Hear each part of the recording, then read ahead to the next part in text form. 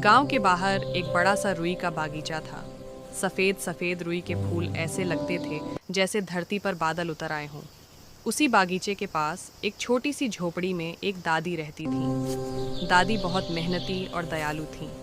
हर सुबह वे अपने हाथों से रुई तोड़ती और शाम को सूत काटती। उसी बागीचे में एक नन्हा सा चूहा भी रहता था। वह चूहा बहुत चंचल था और अक्सर रुई के फूलों में खेलता रहता। कभी कभी वह दादी की झोपड़ी में भी घुस जाता और खाने की चीज़ें ढूंढता। दादी को जब पता चला कि झोपड़ी में चूहा आता है तो वे नाराज़ नहीं हुई। उन्होंने सोचा, यह भी तो भगवान की ही बनाई हुई जान है। एक दिन दादी ने देखा कि चूहा रुई के ढेर में फंस गया है। रुई उसके पैरों में उलझ गई थी और वह डर के मारे कांप रहा था। दादी तुरंत उसके पास पहुंची और प्यार से उसे बाहर निकाला। चूहे की आंखों में आंसू थे, लेकिन दादी के हाथों की गर्माहट से वह शांत हो गया। उस दिन के बाद चूहा रोज दादी के पास आने लगा।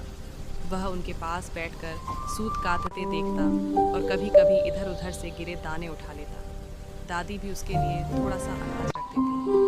धीरे धीरे दोनों में एक अनोखी दोस्ती हो गई। एक रात बागीचे में आग लग गई। हवा तेज थी और आग झोपड़ी की ओर बढ़ रही थी। चूहे ने सबसे पहले आग देखी।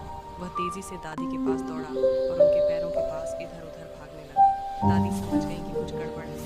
बाहर निकलते ही उन्होंने आग देखी और समय रहते सुरक्षित जगह पर चली गईं। अगले दिन दादी ने चूहे को प्यार से दुलारा और कहा, तूने मेरी जान बचा ली। इस तरह रुई के बागीचे में दादी और चूहे की दोस्ती यह सिखाती है कि दया और प्रेम कभी व्यर्थ नहीं जाते।